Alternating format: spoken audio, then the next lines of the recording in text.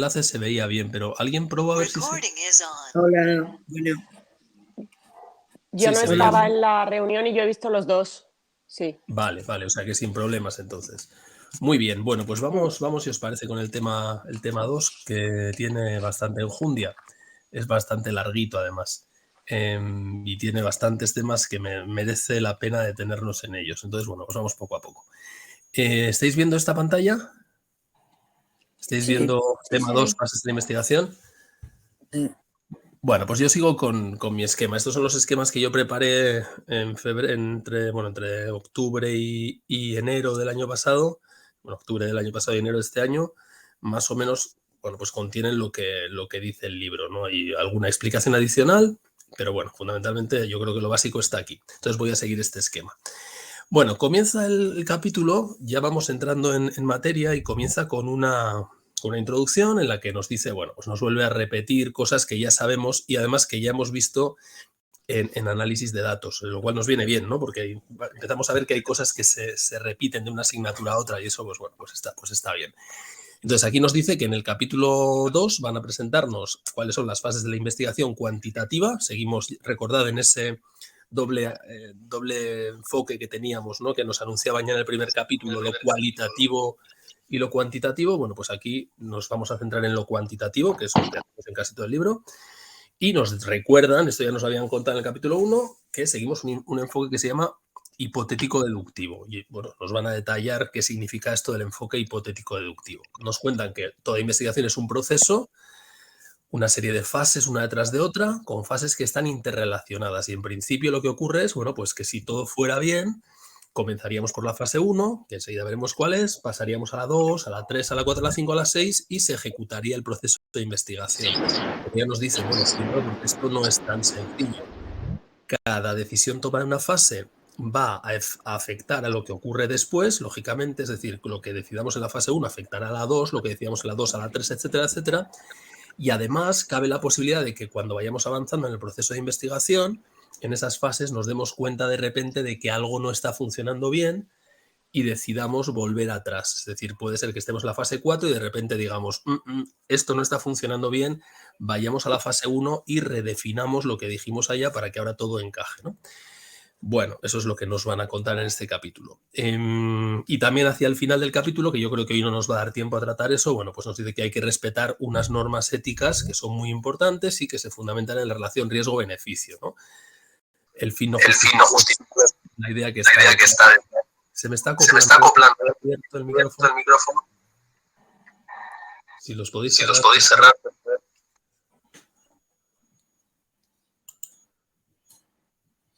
¿Sí? Vale, continúo. Entonces decía que, bueno, pues al final hay un análisis de riesgo-beneficio que es, bueno, pues una dimensión ética que debemos tener en cuenta en este proceso de investigación. Y ese es el capítulo 1, una presentación de la introducción de este capítulo 2. Bien, entrando ya en el segundo punto, nos van a contar cuáles son las fases de la investigación. Y nos dicen, bueno, recuerdan, seguimos un método hipotético deductivo. ¿Y esto qué quiere decir? Bueno, pues quiere decir que seguimos las siguientes fases. Lo primero es constatar que hay un problema. Un problema no tiene por qué ser un problema que nos afecte a nuestra vida personal. Es decir, un problema es, pues bueno, la existencia de un fenómeno que nos llama la atención. Hay algo que ocurre, algo que queremos estudiar y constatamos que eso existe, ¿vale? Eso que se llama constatación de la existencia de un problema. Pasa algo, hay un fenómeno que queremos estudiar y pues no sabemos muy bien por qué o por qué no ocurre eso. Siguiente paso. Una vez que sabemos que existe un problema, planteamos explicaciones a por qué eso ocurre y es a lo que se llaman las hipótesis. Bueno, en este capítulo nos van a hablar mucho de las hipótesis. Veremos que hay distintos tipos de hipótesis. Hipótesis de investigación, hipótesis estadísticas, que son cosas diferentes. Pero estas hipótesis son explicaciones tentativas que nosotros damos a eso que estamos viendo que es un problema. Pasa algo y decimos, ¿y esto qué pasa? ¿Esto qué ocurre? Ocurre por tal razón. Yo creo que esto ocurre por este motivo. Y es una hipótesis. Y es importante que tengamos claro que estas hipótesis, bueno, o bien nos las inventamos nosotros, o bien están basadas en lo que otros autores han dicho, o en reformulaciones de lo que otros autores han dicho y discutido, y entonces nosotros lanzamos nuestra apuesta de por qué eso es así. Pero es importante que tengamos claro que estas hipótesis son, en cierta forma, inventos. Nos las inventamos, insisto, nos podemos inspirar en otros para inventárnoslas, pero no son algo que venga como fruto de la experiencia, no son algo a lo que nosotros lleguemos como conclusión de cosas que hemos visto, que hemos observado, sino que son cosas que afirmamos a través de nuestro razonamiento. Decimos, bueno, yo creo que este fenómeno, este problema, puede estar explicado por estas razones, y esa es la hipótesis que lanzamos. Siguiente, bueno, esto, insisto, lo veremos con mucho más detalle, ¿eh? Simplemente estamos viendo el esquema. Definición operativa, ¿qué es lo siguiente? Bueno, tenemos que definir los conceptos que han aparecido en este problema y en estas hipótesis que hemos formulado. Es decir, si ahí hemos hablado, por ejemplo, no sé, por pensar en una cosa concreta, si estamos pensando en cómo puede afectar, pensando algo que hemos estudiado, el arousal en el rendimiento, ¿no? Por ejemplo, una cuestión que hemos estudiado en asignaturas en primero. Sabemos que el arousal afecta al rendimiento y que además es una relación que tiene forma creciente primero y decreciente después. Bueno, pues tendremos que definir qué se entiende por rendimiento, qué se entiende por arousal, qué se entiende por cada uno de los conceptos que están ahí. Si recordáis, el día pasado hablábamos, ¿no?, que hay variables y hay constructos. Bueno, pues habrá algunas cosas directamente medibles, las variables, y habrá otras cosas, por ejemplo, el rendimiento o el arousal, que tendremos que definirlos de una manera mucho más detallada. Son constructos y habrá que ver cómo somos capaces de medir esos constructos a través de variables directamente observables. Bien, pero es importante tener claro esto. Hay que hacer una definición operativa de los actores, los personajes que están actuando en este problema y en esta formulación de hipótesis que hemos hecho. Y esta definición operativa exige dejar muy clarito qué es cada uno de los conceptos y, sobre todo, cómo los vamos a medir. Hay un palabra que solíamos usar antes, que es la operacionalización de los constructos, ¿no? Operacionalizar, es una traducción del inglés directamente, ¿no? Un préstamo del inglés. Operacionalizar un constructo significa decir claramente qué variables van a ser las que vamos a usar para medir ese concepto abstracto. ¿Vale? Pues eso es algo que hay que hacer en este punto. Por tanto, hemos detectado un fenómeno que queremos estudiar, hemos planteado explicaciones a ese fenómeno, que son las hipótesis, hemos definido cuáles son los actores que juegan en esta película que nos estamos montando, variables y constructos, y ahora tenemos que ver cómo vamos a ser capaces de ver si las hipótesis que hemos planteado se sostienen o no se sostienen, es decir, si son explicaciones razonables de esa teoría, perdón, de ese problema o fenómeno que ocurre, o no son explicaciones razonables. Nuestra teoría, nuestras hipótesis explican el fenómeno o no. ¿Cómo lo podemos hacer? Bueno, pues tenemos que ir al mundo a recoger evidencias, a recoger datos, y eso es lo que viene a continuación. Todos los 4 puntos restantes se refieren a eso. Tengo que salir a la realidad y recoger datos de ese fenómeno que quiero estudiar. Recojo datos y me tengo que plantear cuál es la mejor estrategia metodológica para recoger esos datos. Puede ser una estrategia de tipo manipulativo, un experimento, un cuasi experimento, o alguna estrategia de tipo observacional, o alguna pruea ex post facto, o una cuestión correlacional. Es decir, tengo que pensar cómo consigo ir a la realidad y recoger datos que me permitan ver si las hipótesis que he planteado son ciertas, son sostenibles o no lo son.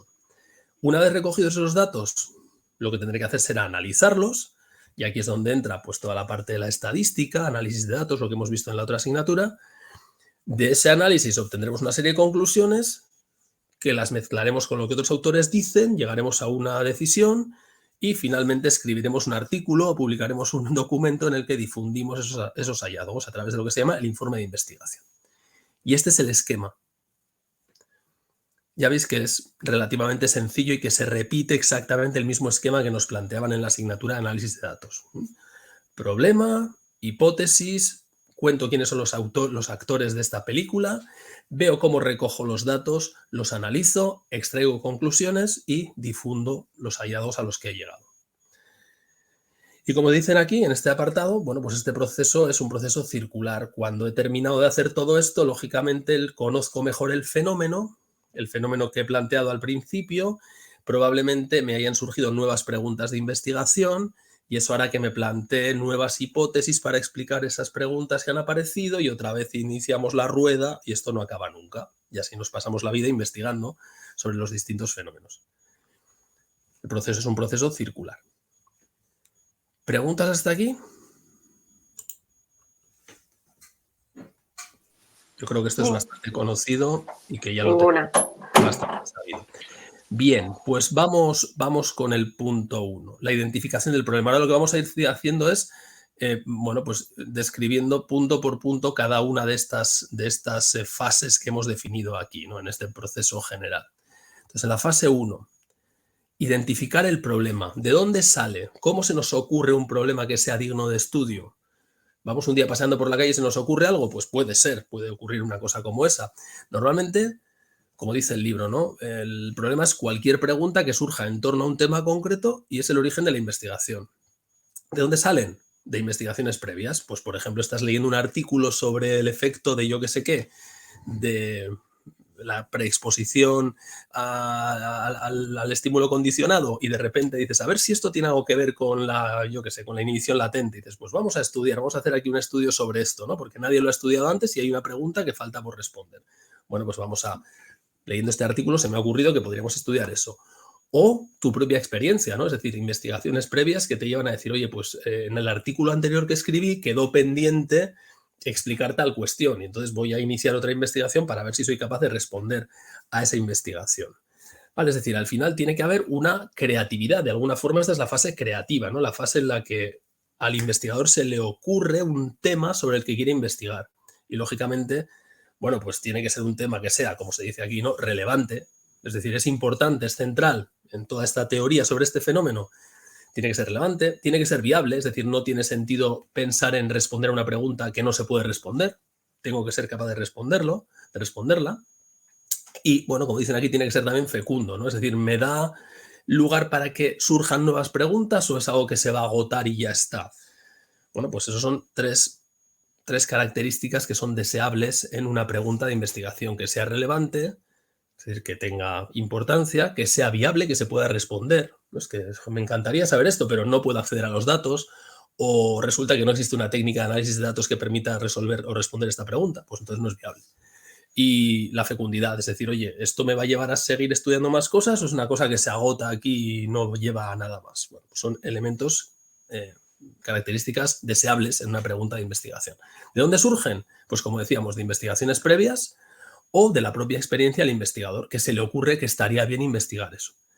Y es importante también tener claro que el tipo de pregunta que nos formulemos, esto que se señala aquí, ¿no? El tipo de pregunta que se formula va a determinar el enfoque metodológico. Es decir, si yo me estoy preguntando, por ejemplo, si hay una relación de causalidad entre el tabaquismo y el cáncer de pulmón, y estoy hablando de relación de causalidad, pues entonces está claro que eso va a determinar que tengo que usar una estrategia de tipo manipulativa, porque no hay forma de estudiar una relación de causalidad si no es mediante una estrategia de tipo manipulativo, por ejemplo, ¿vale? Es lo que se quiere indicar en este punto, ¿no? Aquí se ve en la nota al pie, ¿no? Por ejemplo, diseño manipulativo para establecer relaciones de causa-efecto o no manipulativo si simplemente quiero ver si dos variables covarían o hay asociación entre ellas. Vale, por tanto, el mensaje aquí es que el problema se identifica porque a partir de la creatividad del investigador se le ocurre, bien porque está consultando cierta bibliografía, bien porque por estudios previos le han quedado preguntas por responder, se le ocurre una nueva pregunta y la lanza y dice, bueno, pues voy a ver si puedo responder a esta pregunta y puedo explicar este fenómeno en particular. ¿Hasta aquí? Sí. Bien. Vale, empiezan las cosas más de detalle. Las hipótesis. Decíamos que la segunda fase es el planteamiento de posibles explicaciones o hipótesis. Por tanto, ahora lo que tiene que ocurrir, lo que tiene que hacer el investigador es lanzar explicaciones tentativas, explicaciones provisionales de por qué eso que él está observando que ocurre o ese fenómeno que cree que ocurre está ocurriendo o no. Y se pueden dar dos tipos de situaciones. El libro nos presenta dos tipos de situaciones. Nos dice que puede haber situaciones descriptivas o exploratorias, son sinónimos en este contexto, nos dicen exploratoria o descriptiva, y por el contrario puede haber situaciones explicativas o confirmatorias. ¿Vale? Esa es la cuestión.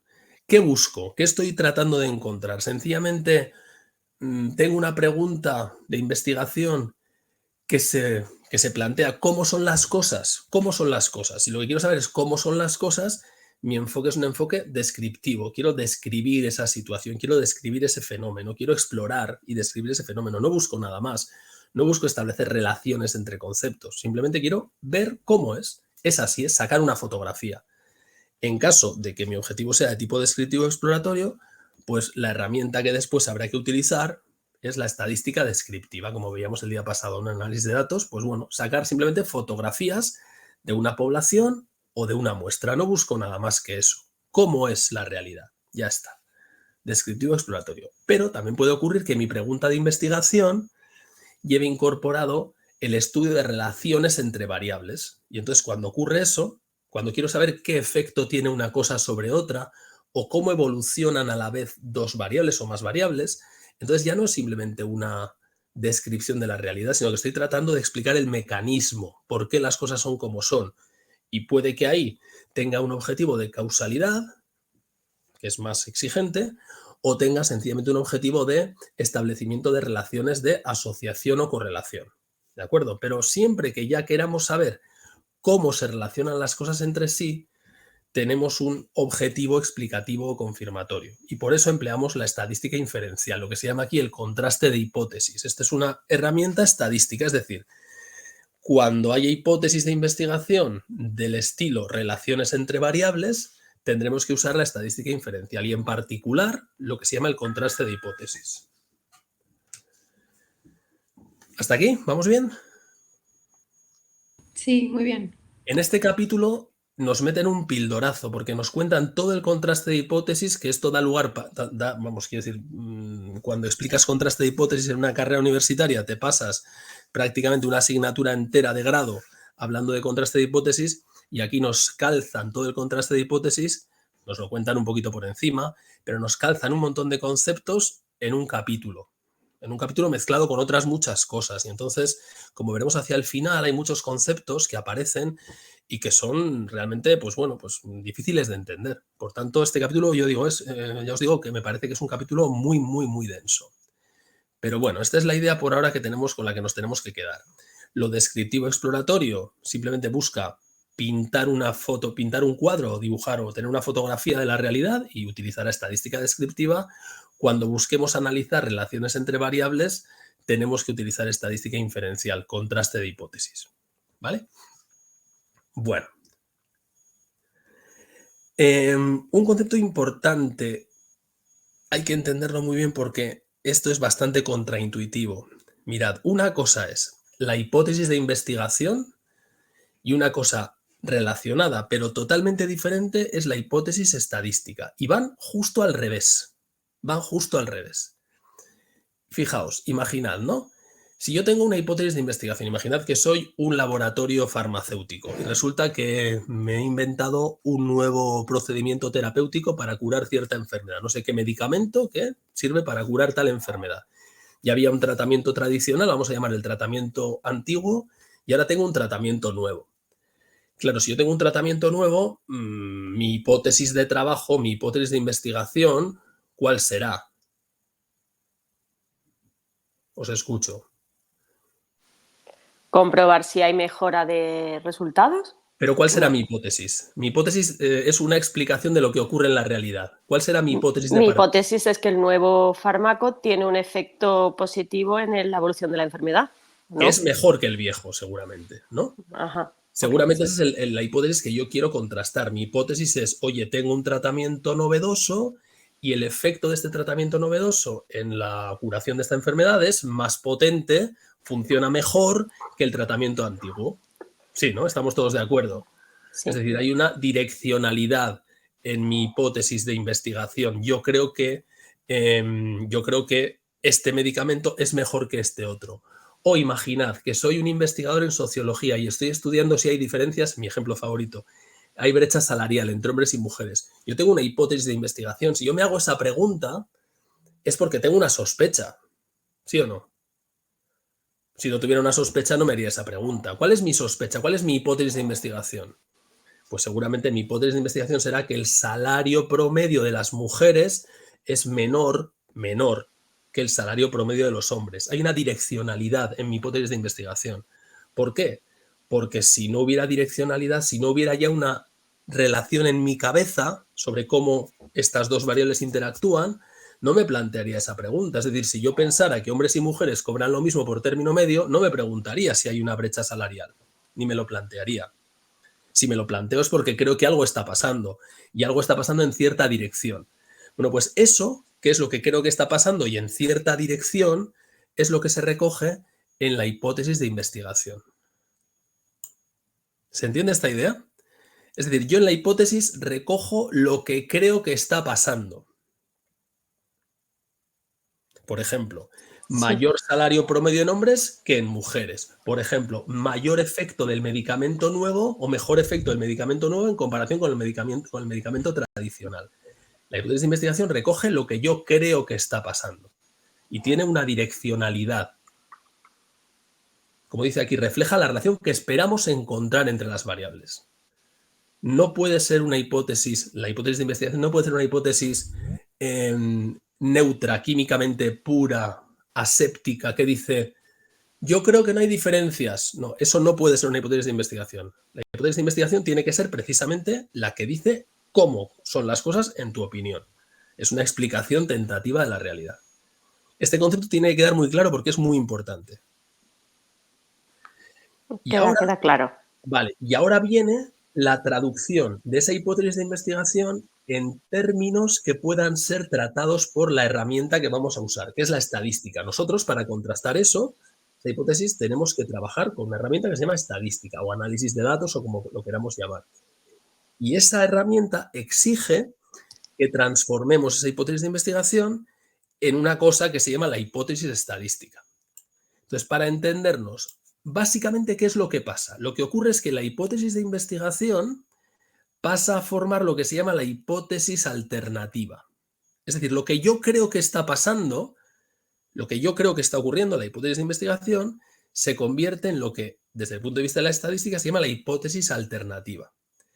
Y la hipótesis nula, que es el alter ego, es decir, es la némesis de la alternativa, la nula, lo que dice es que no está pasando nada, que todo son imaginaciones tuyas, que solo es una cosa que está en tu cabeza, que en realidad hombres y mujeres cobran lo mismo, que en realidad los dos medicamentos funcionan exactamente igual, que no hay ninguna diferencia.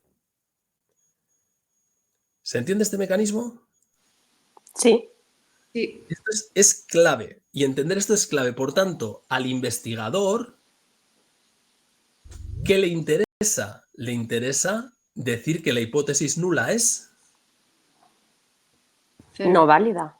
Eso Bueno, es. sí. Lo que le interesa es rechazar la hipótesis nula. Le interesa decir que esa hipótesis nula es falsa. Porque si la hipótesis nula es falsa, como la nula y la alternativa son exhaustivas y mutuamente excluyentes, es decir, o ocurre una o ocurre otra, pero las dos no pueden ocurrir, si rechaza la nula, se queda con la alternativa. Y si se queda con la alternativa, se está quedando con su hipótesis de investigación, que es su explicación tentativa de la realidad. Vamos al ejemplo concreto que estábamos tratando. Hipótesis de investigación. Yo soy un investigador en sociología y creo que el salario medio de las mujeres es menor que el de los hombres. Mi hipótesis nula, ¿cuál será? Que no hay diferencia, que cuando hago eso, que no se demuestre ninguna diferencia de salarios. Es que en la población el parámetro media salarial en hombres es igual al parámetro media salarial en mujeres. Que no hay diferencias, que todo es una cosa que te has imaginado tú. Y la alternativa dirá, no, no, no. La alternativa dirá, la media salarial en la población de mujeres es menor que la media salarial en la población de hombres. ¿De acuerdo?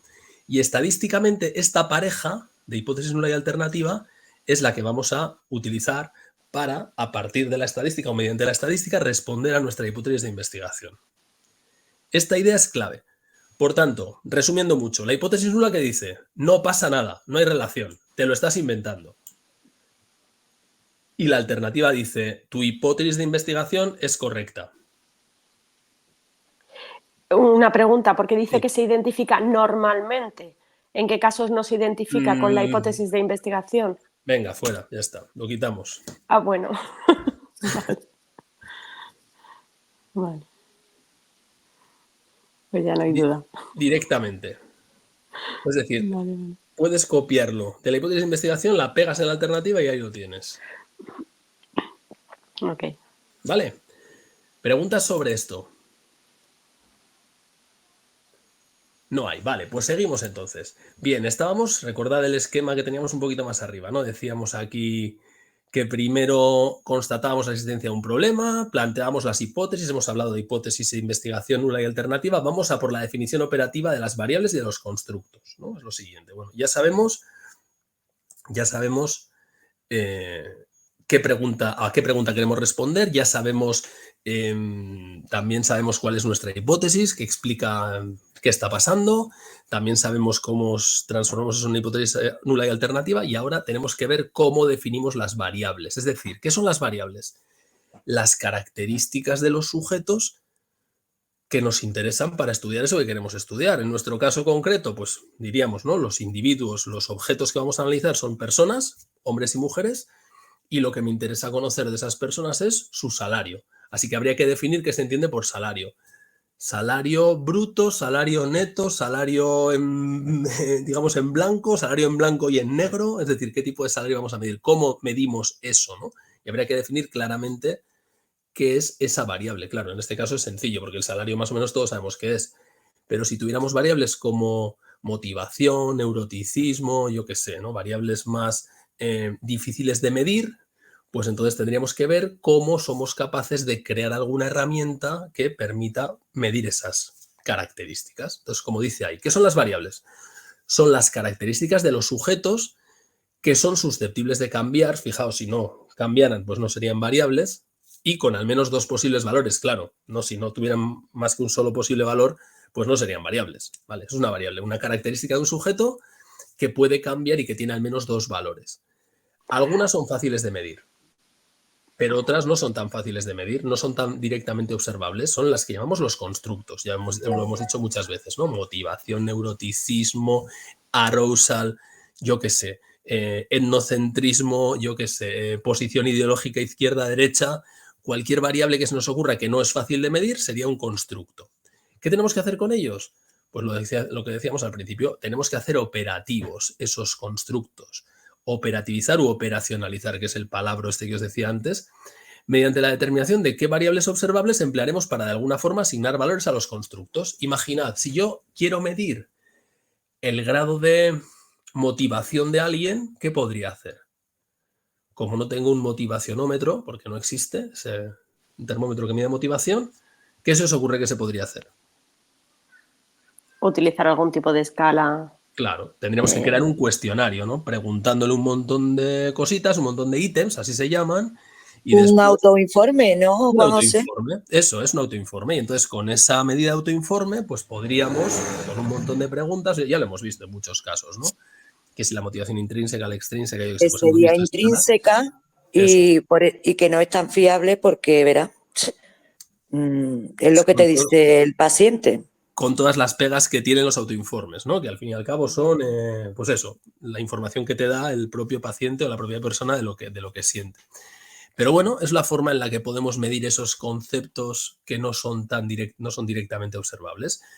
En psicometría nos volverán locos cuando estudiemos esto y nos hablarán de la fiabilidad, la validez y estas historias, pero bueno, hay unos procedimientos que que tratan de asegurar que eso que estamos haciendo para medir ese constructo difícil de medir, pues tiene unos mínimos de calidad, ¿no? Fundamentalmente está la fiabilidad y la validez. Pero bueno, como aquí no nos hablan mucho del tema, pues bueno, ya lo veremos más adelante.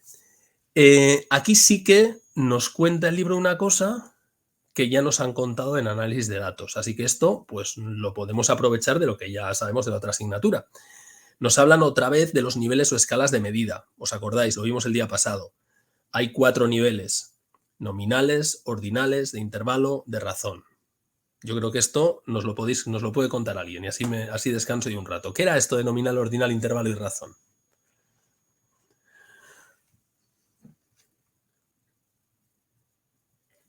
Venga, ¿quién se anima a contar? A ver, yo soy Celina. Venga, Celina, de lo que entendí, pero déjamelo en la pantalla. Los dos primeros eran no claro. numéricos. Quiere decir que no tienen valor numérico porque son etiquetas. Bueno, el primero es etiqueta seguro, que eran etiquetas que podían ser dicotómicas cuando es 2, simplemente separamos hombre y mujer, por ejemplo, o los menores de 50 a los mayores de 50. Y, bueno, no, ese ya es ordinal. ¡Ugh! Bueno, hombre y mujer.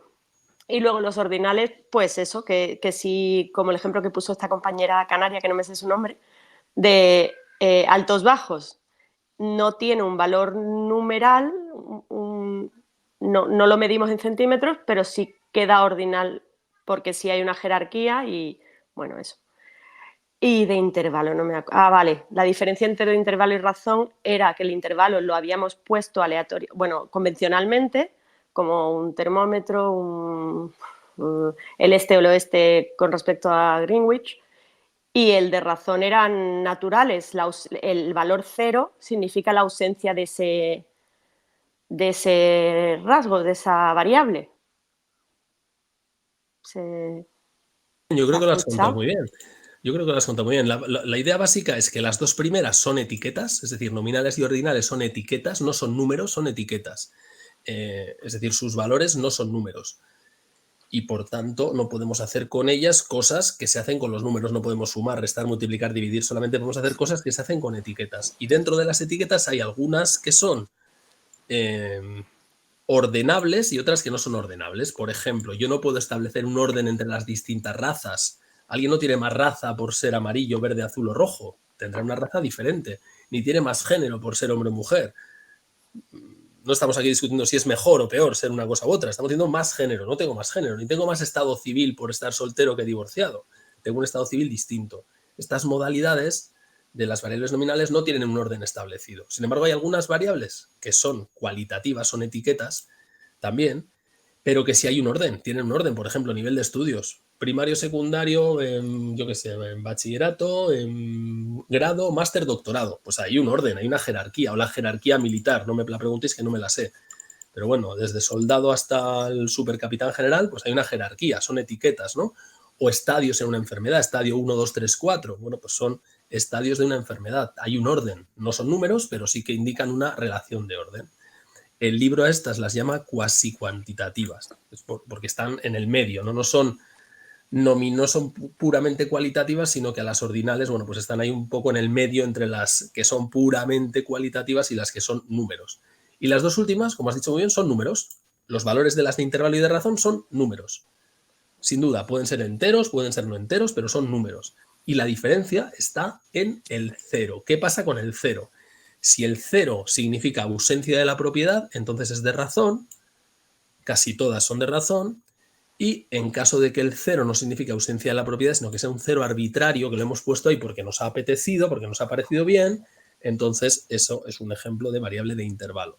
Y nos dicen que todas las variables que nos inventamos, todas estas que sirven para medir constructos psicológicos o de cualquier otro estilo, son de tipo intervalo, porque el cero lo ponemos donde nos apetece. ¿Vale? Yo creo que esto lo tenemos todos bastante claro porque ya lo hemos visto en análisis de datos. Si hay cualquier pregunta, adelante. Pues justo, Juanjo. Mira, sobre el término valor, es una pregunta de nomenclatura en estadística. Cuando estábamos leyendo arriba que a todos el constructo lo desgranamos, lo asociamos a alguna variable para poder asignarle un valor, yo estaba pensando precisamente en las nominales si eso se llama valor y aquí pone que sí. Entonces, aunque nos digan valor, no tenemos que pensar en valor numérico. Una etiqueta es un valor nominal. Una etiqueta, vale. Eso es. Valor no tiene por qué ser un número. Un valor puede ser un número o puede ser una cosa distinta de un número. Un valor puede ser amarillo, un valor puede ser rubio, un valor puede ser Guipúzcoa, un valor puede ser Madrid. Es decir, son etiquetas. Por ejemplo, para la variable provincia de residencia, el valor Madrid es un valor de la variable provincia de residencia. Es un valor que yo pensaba que sí era variable, pero no valor. No. O sea, pensaba que valor se guardaba para cuando la variable sería, fíjate, en ese ejemplo, la variable sería provincia de residencia. Ah, claro. El individuo sería la persona. Claro. Y los valores que toma la variable provincia de residencia serían las 50 provincias, creo que son, ¿no? 50, no he metido la pata, ¿no? Las que sean. Uy, ni idea. Las 50 provincias, pues desde La Coruña hasta Almería. Okay. Esos serían los valores que toma la variable provincia de residencia para los individuos de mi colectivo, que puede ser una población o una muestra.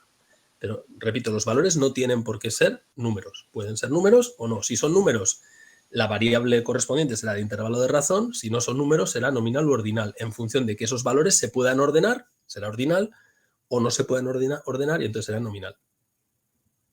Perfecto, gracias. ¿Sí? Sí, gracias. Vale, perfecto. Bueno, decíamos, ya lo hemos comentado, pero las nominales o a las nominales se les llama cualitativas. A las ordinales, este es el único sitio en el que yo he visto esto y en el libro de análisis de datos, el único sitio, en ningún otro sitio he visto este nombre de cuasi cuantitativas, pero bueno, ya que lo dicen, aquí está. Cuasi cuantitativas son las ordinales y a las de intervalo y de razón, que son números, se les llama cuantitativas.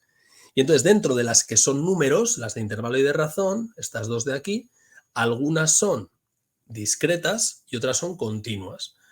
¿Cuáles son discretas? Aquellas, discreto quiere decir que no es continuo. Discretas son las que solamente pueden tomar valores enteros. Una variable puede ser numérica, pero solo puede tomar, que ocurra que solo pueda tomar valores enteros. Por ejemplo, el número de hijos, ¿no? Está claro, no puedo tener 1,3. O tengo 0, o tengo 1, o tengo 2, o tengo 3, o tengo 15, pero no puedo tener medio. Es claramente un ejemplo de variable cuantitativa discreta. ¿Se os ocurre otro?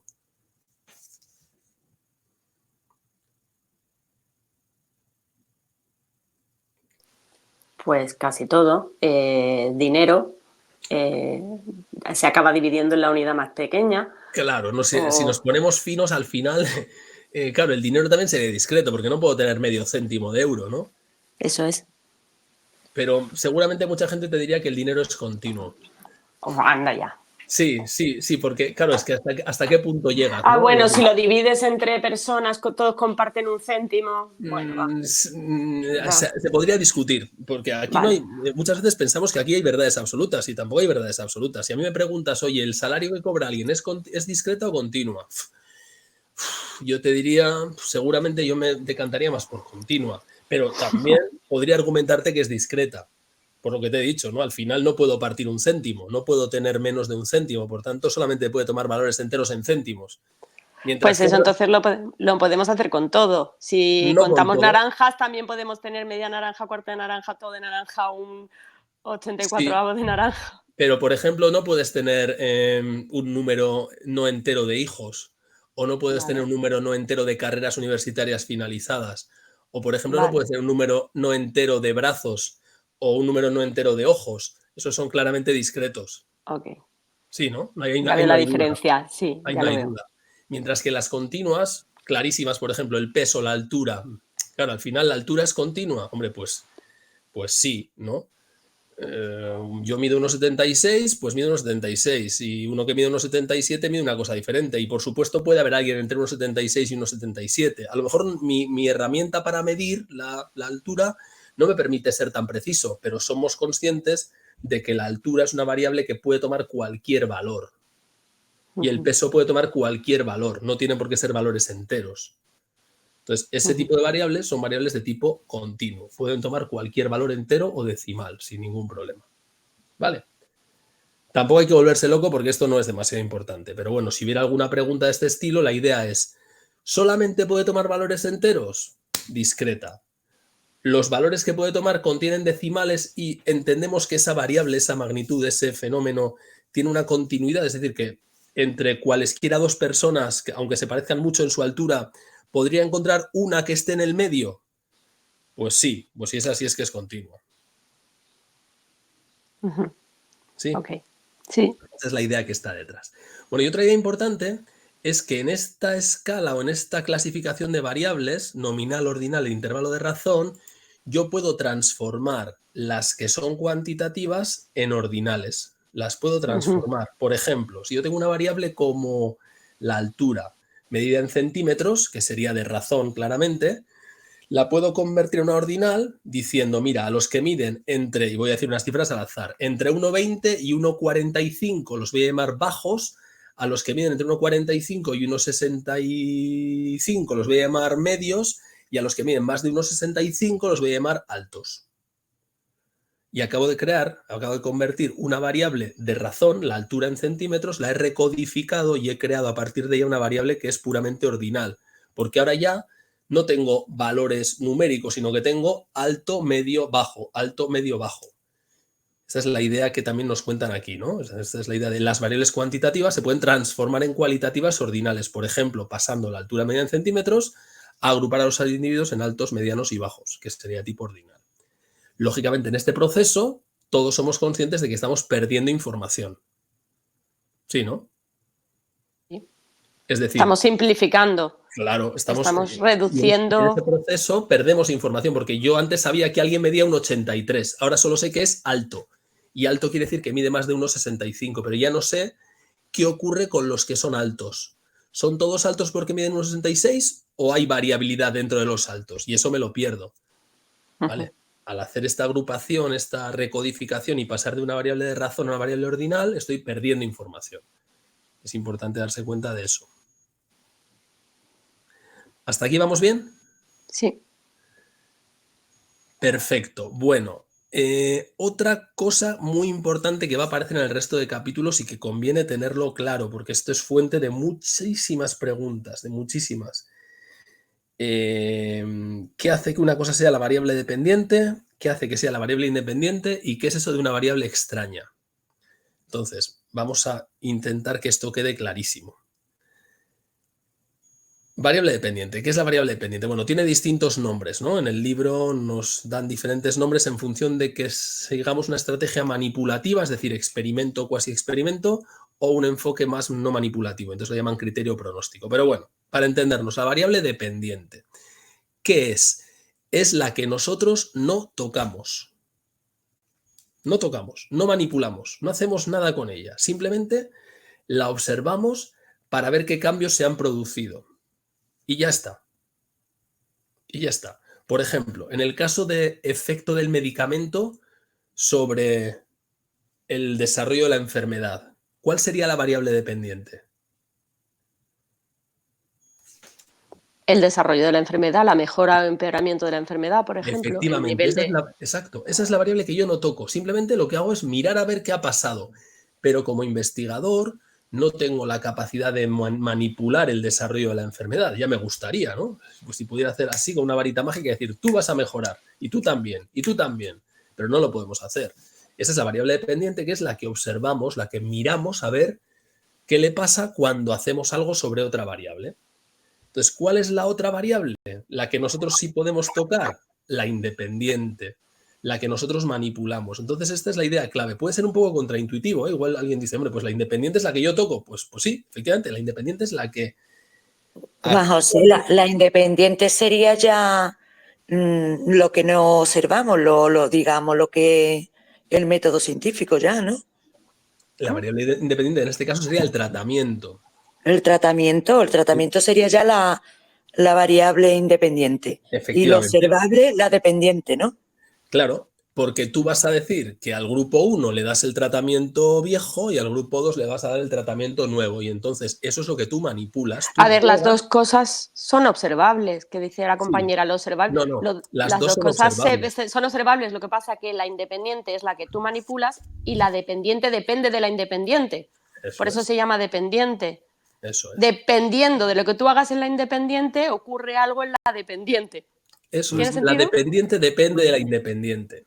La dependiente depende de la independiente. Y la independiente es la que tú manipulas. Observables son las dos. Si no, estaríamos frescos. Tenemos que ser capaces de observar las dos. Una para manipularla, la independiente, y la otra para ver el efecto que ha tenido la independiente sobre la dependiente. Pero lo importante es esto. Para distinguirlo para saber si una variable es dependiente es... ¿Tengo el poder de alterarla yo solo o tengo que hacerlo a través de la manipulación de la independiente? Y ya está, es así de sencillo. Si yo no la puedo modificar, yo no puedo hacer que alguien mejore o empeore de forma autónoma. Tú mejoras, tú no. No puedo hacer eso. Simplemente le puedo asignar a un tratamiento u otro, al nuevo o al viejo, y a partir de ahí ese tratamiento, que es la variable independiente, va a hacer, esperemos, que unos mejoren más que otros. Y entonces esa es la variable dependiente. ¿Sí? Perdona Entonces, las dos a la vez, perdona. Entonces, cuando en el hospital se le pone un tratamiento al paciente, eso sería una variable, digamos, dependiente, ¿no? Porque estamos observando a ver cómo le va a ir el tratamiento, ¿no? Pero ¿cuál es la variable dependiente? Porque me has dicho dos. Pues el tratamiento que le hemos puesto nuevo al paciente. Esa es la variable independiente, es la que tú manipulas. Vale. Y el resultado que eso tendrá será una variable dependiente. Vamos a pensar en otro ejemplo. Imaginad que estamos preocupados, y no lo podemos hacer con humanos, pero vamos a pensar que queremos estudiar si el consumo de tabaco produce cáncer de pulmón. Y no lo vamos a hacer con humanos, vamos a hacerlo con ratas, pobrecicas. ¿Cuál sería la variable independiente ahí? ¿Qué puedo manipular y qué no puedo manipular? Tabaquismo, cáncer de pulmón. ¿Qué puedo manipular y qué no? El tabaquismo, ¿no? Tabaco, el consumo de tabaco. Claro, el tabaquismo lo puedo manipular. Yo no puedo hacer que una rata desarrolle cáncer de pulmón. No puedo decir, tú, cáncer de pulmón. No, eso ocurrirá o no.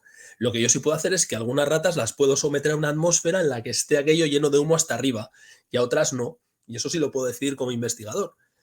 A ti te meto una atmósfera con un montón de humo y a ti te meto una atmósfera en la que no hay humo y a ver qué pasa. La variable independiente será exposición al humo de tabaco y eso lo puedo manipular, variable independiente. Variable dependiente, el resultado de esa manipulación. Oye, pues mira, resulta que las ratas que han estado sometidas a una atmósfera con un montón de humo han desarrollado cáncer de pulmón en mayor proporción que las que no. Pues mira, ya tengo aquí una evidencia de que hay una relación de causa-efecto entre una cosa y la otra. Pero ¿Sí? entonces eso no es lo que es lo que has manipulado, ¿no? El que desarrollen cáncer, ¿Yo he manipulado eso? metiéndolas en el ambiente. Claro, pero ¿qué es lo que yo he manipulado directamente? Ajá. Yo no he manipulado, yo no le he podido generar un cáncer Sí, de pulmón a sí, la rata. Yo lo que he hecho ha sido sí, coger a la ratita y meterla en una atmósfera con muchísimo humo. claro, Y claro. eso le ha generado. Me voy a otros enfoques. Ok, sí, gracias. ¿Sí? Sí, sí. Vale. Entonces, nos tiene que quedar claro, variable dependiente no la manipulo directamente. La independiente sí la manipulo directamente. Y claro, si hay una relación de causalidad, obviamente, a través de esa relación, mi manipulación de la variable independiente acabará teniendo un efecto sobre la variable dependiente, pero será a través de la independiente, no directamente. Está claro, ¿verdad? Sí. Venga, vamos con la tercera categoría, que son las variables extrañas, que estas también pues, nos dan bastante la lata. Vamos a cambiar de ejemplo. El día pasado poníamos otro ejemplo. Imaginad que tenemos una serie de estudiantes y les queremos contar, les queremos enseñar a hacer, yo qué sé, un análisis de regresión o una raíz cuadrada, para no complicarnos la vida. Les queremos enseñar a hacer raíces cuadradas y tenemos el método tradicional de toda la vida y tenemos el método novedoso que acaba de inventar un psicopedagogo puntero, un influencer de estos, muy, muy bueno. Y entonces resulta que tenemos esos dos métodos. ¿Cuál sería mi variable independiente ahí?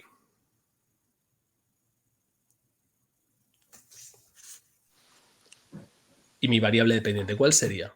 Repito, quiero enseñar a unos niños a hacer raíces cuadradas y quiero ver si el método tradicional o el método novedoso tienen diferencias en cuanto a la... Los niños serían la dependiente y el método la independiente. Eso es, claro. El método que yo emplee es la variable independiente, es la que yo manipulo. Yo puedo asignar al niño tal al grupo en el que se le va a explicar el procedimiento mediante el método tradicional. Y al otro niño lo puedo asignar al grupo en el que se le va a enseñar mediante el método novedoso. Es decir, eso lo controlo yo como investigador. Yo hago la asignación. Digo, tú aquí, tú allá, tú aquí, tú allá. ¿Y ahora qué ocurre? Si esos métodos son métodos que son diferentes en cuanto a su calidad o en la capacidad que tienen de que los niños aprendan, a través de esa relación hará que unos niños aprendan más rápido, aprendan mejor que los otros niños. Entonces está claro, variable dependiente, pues desempeño después de haberle sometido al procedimiento de enseñanza en la realización de raíces cuadradas. Cuántos errores cometen, con qué rapidez las hacen, yo que sé cómo se puede medir el desempeño, pero habría que medir el desempeño de los niños y eso sería la variable dependiente. La independiente, el método de enseñanza. Bien, ¿y qué podría ser una variable extraña? ¿Qué podría ser? ¿Alguien tiene el micrófono abierto? El coeficiente intelectual. Una variable extraña aquí. ¿Qué podría ser? Él ha dicho el coeficiente intelectual, es que como te hace eco, no sé. Claro, exactamente, esa podría ser una variable extraña, es decir, si los niños que están en el tratamiento tradicional resulta que son todos unos prodigios con unas altísimas capacidades y resulta que los niños que están en el método novedoso son todos niños normales, pues obviamente ahí tengo una variable extraña. Es una variable que está influyendo clarísimamente en el desempeño de esos niños en la realización de raíces cuadradas, pero no me interesa analizar eso. Yo quiero controlar ese efecto, es decir, lo que me gustaría, estaremos de acuerdo, es que en un método y en otro, tanto en el tradicional como en el método moderno, haya niños que en cuanto a una variable tan importante como el coeficiente intelectual para el desempeño, para esa variable dependiente, tengan más o menos los mismos valores, que retener pues de todo en ambos grupos. Niños muy inteligentes, niños menos inteligentes, niños más centrales, y que eso ocurra en un grupo y en otro. Bueno, pues eso es una variable extraña. Por tanto, ¿qué es una variable extraña? Una variable que tiene efecto sobre la variable dependiente, en este caso, el coeficiente intelectual tiene efecto sobre el desempeño a la hora de hacer raíces cuadradas, pero no es la que a mí me interesa estudiar, sino que quiero eliminar el efecto de esa variable para ser capaz de ver el efecto que el método tiene. ¿Se entiende esta idea? Si yo no eliminara el efecto de esa variable extraña, más o menos. Sería imposible ver el efecto de la variable independiente, porque si todos los que están en un grupo son genios y todos los que están en el otro grupo son normales, cambio un método, cambio de otro método, va a dar igual. Los genios van a hacer las raíces cuadradas perfectamente y a toda velocidad. Estoy simplificando mucho la realidad, ya lo sé, pero bueno. Y los que son más normales van a hacer las raíces cuadradas pues a un ritmo normal y cometiendo los errores normales, sin importar el método que yo emplee. Por tanto, a mí me suele gustar mucho usar una metáfora aquí, ¿no? Muchas veces cuando tratas de ver si una variable tiene efecto sobre otra variable, lo que estás buscando es una especie de lucecita pequeña, ¿no? A ver si hay algún tipo de luz, alguna evidencia de relación. Y esa lucecita pequeña la podemos ver si es que apagamos el resto de luces. Si no apagamos el resto de luces, es decir, si no eliminamos las variables extrañas, si no apagamos la luz de la habitación y solamente nos centramos en mirar a ver si está la lucecita encendida de mi variable independiente, no vamos a ser capaces de verla. Por tanto, para mí, una forma de explicar esto de las variables extrañas es, si me quiero centrar en el efecto de una variable independiente, tengo que apagar el efecto de todas las demás variables que puedan influir en la variable dependiente. Y eso, para mí, la metáfora clara es, apaguemos el resto de luces. ¿Cómo lo conseguimos? Controlando las variables extrañas. Y eso me permite centrarme en ver si efectivamente mi método de enseñanza, la variable independiente, tiene un efecto en la variable dependiente, que sería el desempeño haciendo raíces cuadradas. Lo mismo pasaría con el caso de la enfermedad y el medicamento. Imaginad, medicamento A, medicamento B, desarrollo de la enfermedad. Hombre, si a los que les doy el medicamento A son todos enfermos terminales y a los que les doy el medicamento B son todos enfermos que están en una fase inicial de la enfermedad, pues obviamente esa variable extraña, que sería el estadio de la enfermedad, tiene un efecto importantísimo en el resultado y por tanto habrá que controlarla. Tendré que tener en ambos tratamientos, el novedoso y el más tradicional, tendré que tener enfermos que tengan en cuanto a su situación de desarrollo de enfermedad una situación parecida. Porque si no, esa variable extraña, desarrollo de la enfermedad, se va a llevar toda la explicación de la variable dependiente y el tratamiento va a parecer que no tiene ningún efecto. ¿Sí? Sí, aquí hay una compañera que ha dicho, si por ejemplo todos los niños tuvieran un cociente intelectual alto, ya no sería una variable extraña, ¿no? Y yo pienso que eso ya sería una variable de por sí, ¿no? Si todos los niños, todos, eso nos lo Sí, cuentan en el siguiente tema cuando nos hablan de cómo se puede controlar una variable extraña. Y nos dicen, mira, una variable extraña como el coeficiente intelectual se puede controlar de muchas formas. Por ejemplo, haciendo que todos los individuos tengan el mismo valor. Es una forma de controlarla. Si todos los niños que forman parte de tu experimento tienen todos un CI que está por encima de 140, pues ya no es una variable extraña, la has controlado, has quitado el efecto de esa variable. Es una forma de hacerlo. No es lo más habitual. Lo que suele hacerse habitualmente es tratar de conseguir que en los grupos que has formado de la variable independiente haya todo tipo de valores de la variable extraña. Que haya, gente con alto coeficiente intelectual y gente con bajo y gente con medio, que haya de todo. Pero ciertamente esa es una forma de controlar la variable extraña. No me acuerdo ahora el nombre exacto que tenía, lo tengo que repasar, pero es una manera de hacerlo. Es decir, hacer que todos tengan el mismo valor de esa variable extraña. De esa manera lo controlas, claro. Homogeneización, dicen, ¿no? Pues eso, homogeneización, eso es, efectivamente. De esa manera conseguiríamos eliminarlo, controlar ese efecto. Pero lo que no puede pasar es que en un grupo y en otro las variables extrañas tomen valores radicalmente diferentes. ¿Por qué? Porque entonces no tendríamos la equivalencia inicial y, claro, a partir de esa falta de equivalencia inicial, pues todo sería un caos. Ya no sabemos qué efecto tiene la variable independiente. Vale, tenemos claro que es una variable dependiente, una independiente y una extraña. Sí. Es decir, las extrañas son como si fueran independientes que ahora no queremos considerar.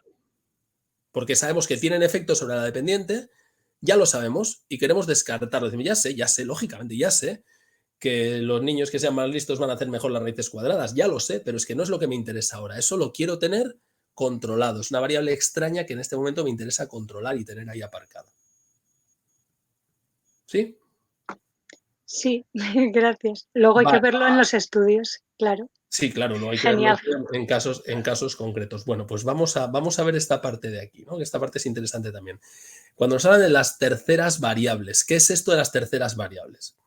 Bueno, pues a veces pasa que las variables de las que estamos hablando, la VI y la VD, la independiente y la dependiente, están relacionadas entre sí, pero no de una forma directa. Es decir, no hay una relación directa que va de VI a VD, sino que ocurre otras formas de relación. Y aquí, bueno, hay muchas otras, pero aquí nos plantean 3 formas, ¿no?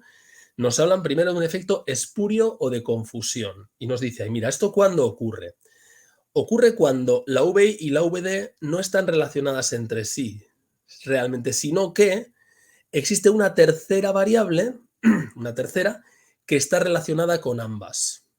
Y entonces, como esa tercera variable relacionada con ambas lo está en cierta forma, da la apariencia de que la VI y la VD están relacionadas entre sí mediante una relación de causa-efecto, pero no es así. En realidad te estás engañando. Un ejemplo lo explica claramente. Yo creo que el ejemplo este está muy bien. Si tomáramos, imaginad que tuviéramos el listado de todos los municipios de España, todos, no sé cuántos hay, 8.000 y pico municipios en España, y para cada municipio supiéramos cuántos nidos de cigüeña hay en esos municipios y cuántos niños han nacido el último año en ese municipio, si tuviéramos esos datos y calculáramos la correlación entre esos dos números, ya sabéis, la correlación va desde -1 hasta +1, la correlación entre el número de nidos de cigüeña y número de niños nacidos el último año en el municipio es una correlación positiva y de tamaño importante. Puede ser un +0,7, un +0,8, una cosa aproximadamente así. Con lo cual alguien podría decir, claro, esto tiene una explicación clarísima. ¿Por qué ocurre que los nidos de cigüeña, el número de nidos de cigüeña está relacionado con el número de nacimientos? Hombre, pues porque todo el mundo sabe que los niños vienen de París, los trae una cigüeña y entonces la cigüeña luego se queda ahí y anida, ¿no? Y entonces, pues como tiene que anidar, tiene que hacer un nido y por eso cuando hay más niños, pues hay más nidos de cigüeña. Obviamente esa explicación no tiene ningún sentido, ¿no? Pero hay una explicación mucho más sencilla. ¿Cuál es la explicación más sencilla? Pues que en realidad hay una tercera variable que afecta tanto al número de nidos de cigüeña como al número de nacimientos que hay en el municipio. ¿Y cuál es esa tercera variable? El tamaño del municipio. Es decir, si un municipio es muy pequeñito, con poca superficie, ya sé que todo esto depende de la densidad de población, etcétera, lo sé, soy consciente, pero en un municipio pequeño, en extensión, en el que en principio hay poco espacio para que haya nidos de cigüeña, también es un municipio en el que hay poco espacio para que haya muchas personas. Y por tanto también es un espacio reducido para que haya muchos niños. Es decir, municipios grandes, con mucho tamaño, con mucha superficie, tendrán muchos nidos de cigüeña y muchos nacimientos, y municipios pequeños tendrán menos nidos de cigüeña y menos nacimientos. ¿Lo que nos están diciendo? Pues que hay una variable que es el tamaño del municipio, que es la tercera variable que afecta a las dos. y afecta positivamente a las dos. A más tamaño, más cigüeñas, a más tamaño, más niños, y por tanto aparece una relación entre cigüeñas y niños, que no es una relación real, sino una relación espuria. Es lo que nos están contando. ¿Se entiende esta idea? La tercera variable sería el tamaño de la ciudad, Eso del es municipio. la variable que afecta a las dos. La VI sería en este caso nidos de cigüeña, la VD sería niños, ¿no? Porque la idea es que cuantas más cigüeñas hay, más niños hay, porque las cigüeñas vienen desde París y traen a los niños, ¿vale? Pero la tercera variable sería el tamaño. El tamaño está afectando a ambas, tanto a las cigüeñas como a los niños. ¿Y esto se considera un error de diseño o es algo que puede ser intencionado? Esto se considera un error, es un error terriblemente habitual y además es un error, no es un error de diseño, es un error en la fase del análisis de los datos, porque, fijaos, yo no sé si, bueno, estoy seguro de que leéis prensa constantemente. Cuando leáis, cuando echéis un vistazo al periódico os daréis cuenta cantidad de veces de que aparecen noticias en las que dicen Andalucía encabeza el ranking español respecto a no sé qué estadística. Siguiente noticia. Andalucía